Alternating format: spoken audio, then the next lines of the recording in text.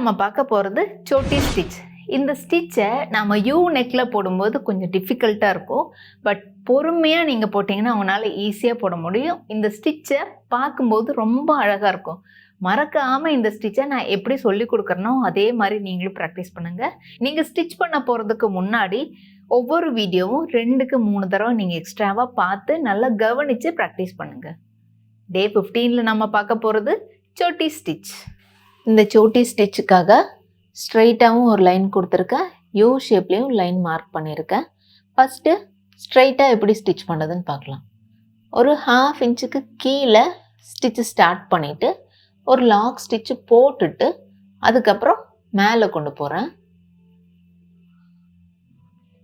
இந்த சோட்டி ஸ்டிச்சை பொறுத்த வரைக்கும் கீழே கொண்டு வர லாக் ஸ்டிச்சு தான் மெயின். இப்போ மேலே அந்த லாங் செயின் ஸ்டிச் கொண்டு போனதுக்கப்புறம் அதுக்கு மேலே ஒரு குட்டி லாக் ஸ்டிச் போட்டுட்டு இப்போ ஆல்ரெடி ஸ்டிச் பண்ணணும் இல்லையா, அதுக்கு ஒரு பாயிண்ட்டு கீழே இறக்கி ஸ்டிச் பண்ணுவோம். அதே லைனில் தான் ஸ்டிச் பண்ணணும். கீழே இறக்கி ஸ்டிச் பண்ணதுக்கப்புறம் அதுக்கு கீழே ஒரு லாக் ஸ்டிச் போடணும். இப்போது அடுத்தது மேலே கொண்டு போகிறோம். அந்த சைடில் கொண்டு போய் அதே பக்கத்தில் ஒட்டின மாதிரி ஸ்டிச் பண்ணுறோம். அதுக்கு மேலேயே ஒரு லாக் ஸ்டிச் கொடுக்குறோம். ஒட்டின மாதிரியே ஸ்டிச் கொடுத்துட்டு அதுக்கு மேலே குட்டி லாக் ஸ்டிச். மேலே போடுற லாக் ஸ்டிச் பார்த்தீங்கன்னா ஈக்குவலாக வரணும்.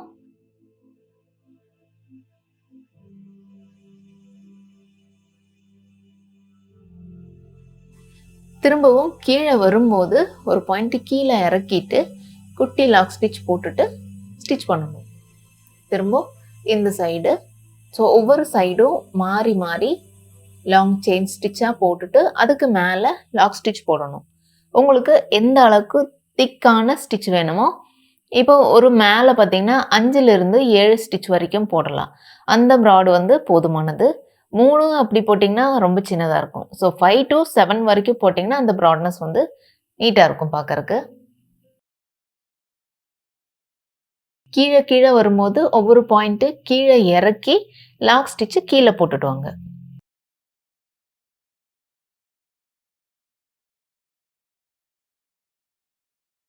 ஃபஸ்ட்டு நீங்கள் போடுறது ஜரி த்ரெட்லேயே ஸ்டிச் பண்ணுங்கள். ஏன்னா அதுக்கப்புறம் நீங்கள் போடுறது சில்க் த்ரெட்டில் போட்டுக்கலாம்.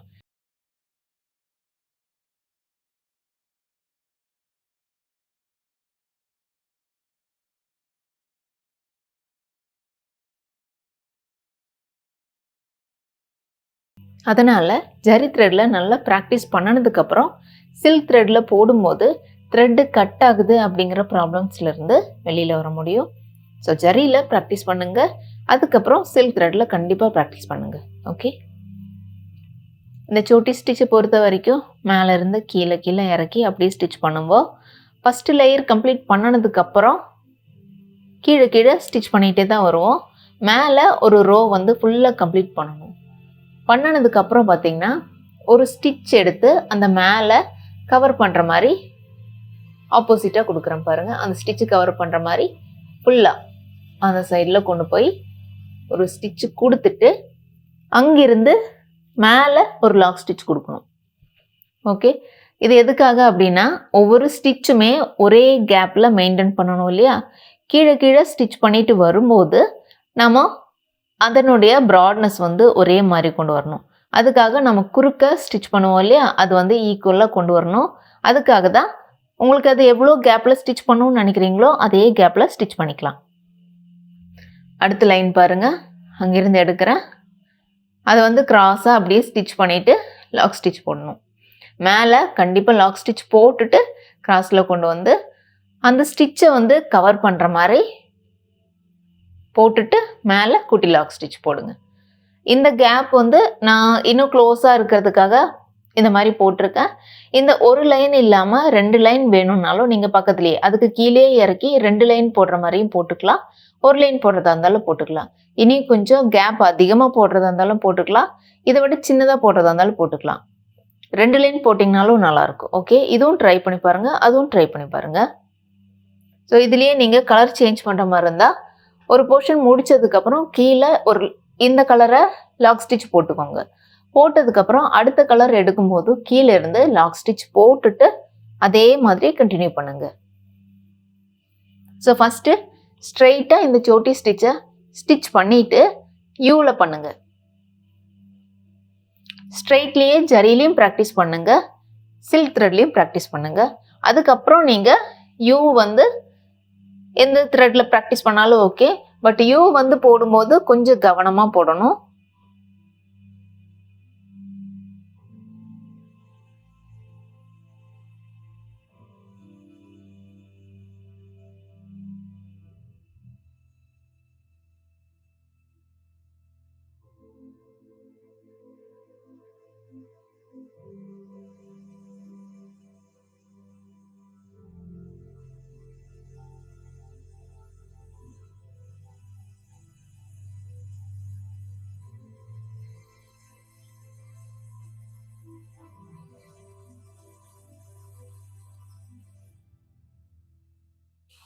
அடுத்த கலர் நீங்கள் எடுக்கிறதுக்கு முன்னாடி கண்டிப்பாக லாக் ஸ்டிச் போட்டு தான் ஸ்டார்ட் பண்ணணும். நீங்கள் மேலே எந்த கேப்பில் ஸ்டிச் பண்ணியிருக்கீங்களோ அதே கேப்பில் அடுத்த கலரும் ஆரம்பிச்சிடலாம். இந்த ஸ்டிச்சை கவர் பண்ணுறதுக்காக போடுவீங்க இல்லையா, கிராஸில் ஒரு ஸ்டிச், அது ஈக்குவலாக கொண்டு வரணும். அதுக்காக தான் அந்த கிராஸில் போடுற ஸ்டிச். ஒவ்வொரு பாயிண்ட்டாக கீழே கீழே இறக்கி இப்போ நீங்கள் ஃபினிஷ் பண்ணும்போது பார்த்தீங்கன்னா சைடில் இன்னொரு கலர் இருக்கும். கீழே வரும்போது அந்த சென்டரில் இருக்கிற கலர் அப்படியே பாயிண்டடாக நீட்டாக வரும். பார்க்குறக்கு ரொம்ப அழகாக இருக்கும். இது நீங்கள் சுடிக்காக இருந்தாலும் சரி, ப்ளவுஸுக்காக இருந்தாலும் நெக்ஸ்ட் ஷேப்புக்காக ஸ்டிச் பண்ணிக்கலாம். ரொம்ப அழகாக இருக்கும் பார்க்குறக்கு. ஃபஸ்ட்டு ஸ்ட்ரைட்டாகவே ட்ரை பண்ணுங்கள், அதுக்கப்புறம் யூவில் ஸ்டிச் பண்ணுங்கள். கீழே நீங்கள் கொண்டு வரும்போது ஷார்ப்பாக கொண்டு வந்து முடிச்சுக்கலாம். ஆனால் ஃபினிஷ் பண்ணும்போது மேலேயும் சரி கீழேயும் ஒரே மாதிரி இருந்தால் தான் நீட்டாக இருக்கும். அதனால் என்ன பண்ணுறீங்கன்னா, கீழே கொண்டு வரும்போது பக்கத்துலேயே ஒட்டின மாதிரியே ஸ்டிச் பண்ணிவிட்டு அந்த கேப்பை மட்டும் ஈக்குவலாக மெயின்டைன் பண்ணி கொண்டு வாங்க. மேலே எந்த அளவுக்கு ப்ராட்னஸ் இருக்கோ கீழேயும் அதே ப்ராடு வர்ற மாதிரி மெயின்டைன் பண்ணி ஸ்டிச் பண்ணுங்கள். ஸோ கொஞ்சம் கொஞ்சமாக அப்படியே கொண்டு வந்து இந்த சைடு கவர் பண்ணுற மாதிரி ஸ்டிச் பண்ணிவிட்டு அடுத்த லைனுக்கு மேலே கொண்டு போய் ஸ்டிச் பண்ணுங்கள். உங்களுக்கு லைனும் கவர் பண்ணுறது ஈக்குவலாக இருக்கணும், அதே மாதிரி கீழே வர ப்ராட்னஸும் ஈக்குவலாக இருக்கணும். ஸோ த்ரெட்டு டோட்டலாக கவர் பண்ணும்போது உங்களுக்கு ப்ராட்னஸ்ஸு ஈக்குவலாக வரும் பாருங்கள். ஷார்ப்பாக கொண்டு வந்து கம்ப்ளீட் பண்ணணும்னு அவசியமே இல்லை. இதே மாதிரி ப்ராடாக கொண்டு வந்து கம்ப்ளீட் பண்ணிக்கலாம். ஃபஸ்ட்டு கலர் பார்த்தீங்களா, அப்படியே ஷார்ப்பாக எப்படி தெரியுதுன்னு நீட்டாக இருக்கும். நீங்களும் ட்ரை பண்ணுங்கள்.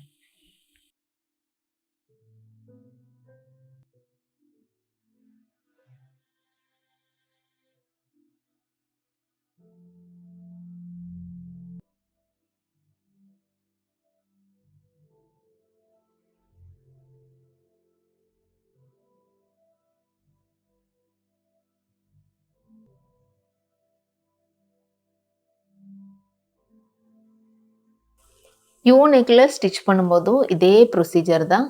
கீழே ஒரு லாக் ஸ்டிச் பண்ணிவிட்டு அதுக்கப்புறம் த்ரெட்டை மேலே கொண்டு போய் ஸ்டிச் பண்ணணும்.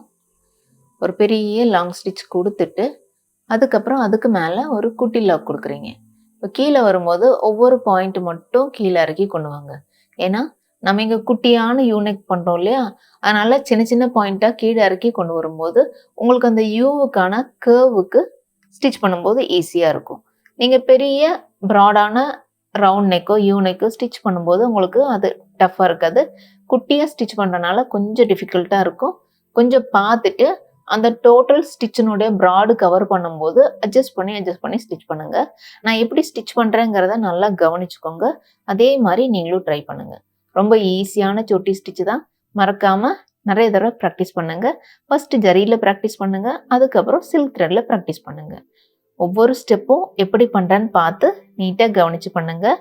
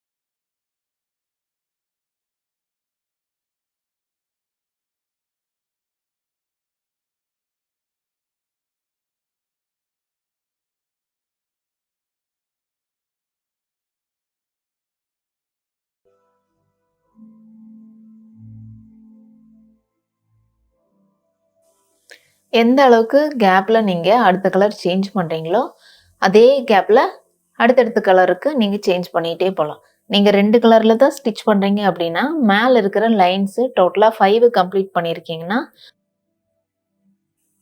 அடுத்த 5 லைன்ஸ்க்கு வேற கலர் சேஞ்ச் பண்ணிக்கோங்க. திரும்பவும் அடுத்த 5 லைன்ஸ்க்கு வேற கலர் சேஞ்ச் பண்ணிக்கோங்க. அந்த மாரி 2, 3 கலர் வரைக்கும் நீங்க கலர் சேஞ்ச் பண்ணி சோட்டி ஸ்டிட்ச் போடலாம்.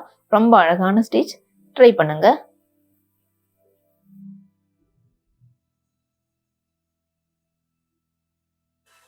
அந்த யூ டர்னிங் வரும்போது உங்களுக்கு ஸ்டிட்ச் வந்து கொஞ்சம் ஸ்ட்ரைட்டா வர்ற மாரி இருக்கும். பட் நம்ம கிராஸ்ல ஸ்டிட்ச் பண்ணுவோம் இல்லையா? அத நல்லா இழுத்து கவர் பண்ணி ஸ்டிட்ச் பண்ணும்போது, அந்த ஸ்ட்ரைட்டான ஸ்டிட்ச் வந்து உள்ள கவர் ஆயிரும்.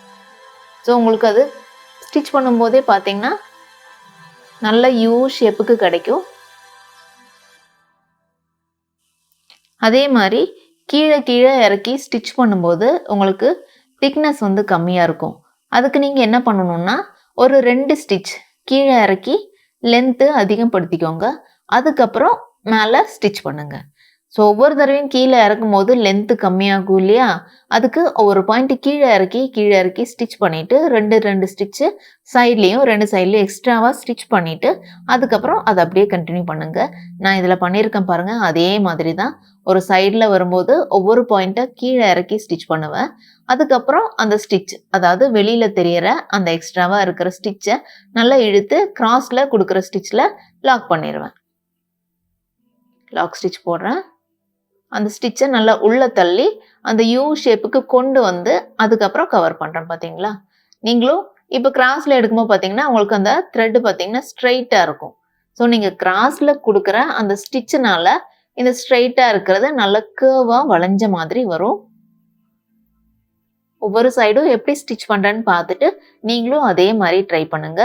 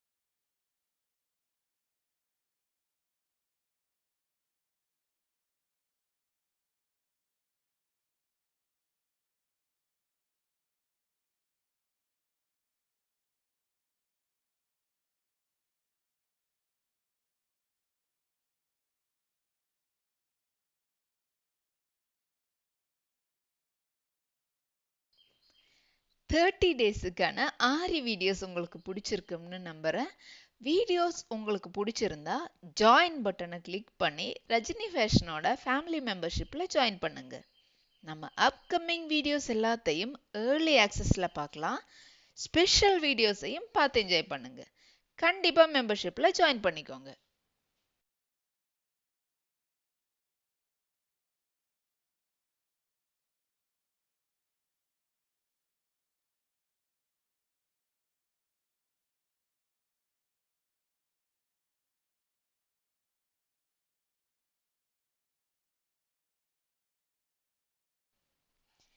தேர்ட்டி டேஸுக்கான ஆரி வீடியோஸ் உங்களுக்கு பிடிச்சிருக்கும்னு நம்புகிறேன். வீடியோஸ் உங்களுக்கு பிடிச்சிருந்தா ஜாயின் பட்டனை கிளிக் பண்ணி ரஜினி ஃபேஷனோட ஃபேமிலி மெம்பர்ஷிப்பில் ஜாயின் பண்ணுங்க. நம்ம அப்கமிங் வீடியோஸ் எல்லாத்தையும் ஏர்லி ஆக்சஸில் பார்க்கலாம். ஸ்பெஷல் வீடியோஸையும் பார்த்து என்ஜாய் பண்ணுங்க. கண்டிப்பாக மெம்பர்ஷிப்பில் ஜாயின் பண்ணிக்கோங்க.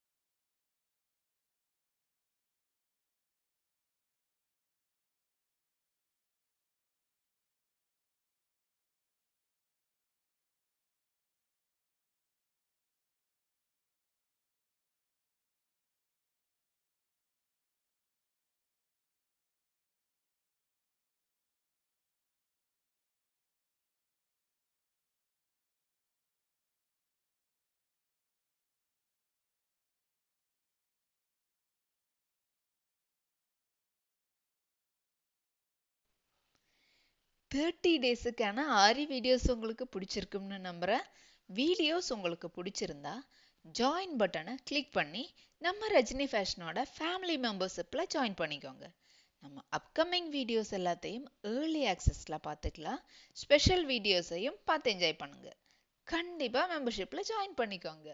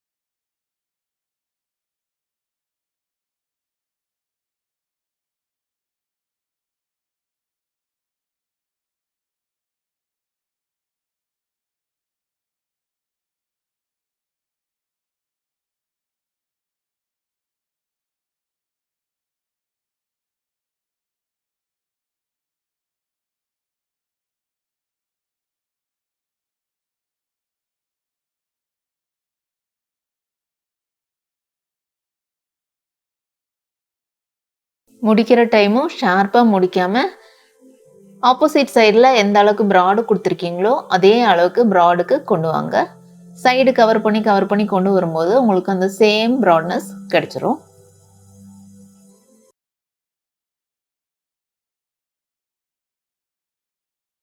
தேங்க்யூ.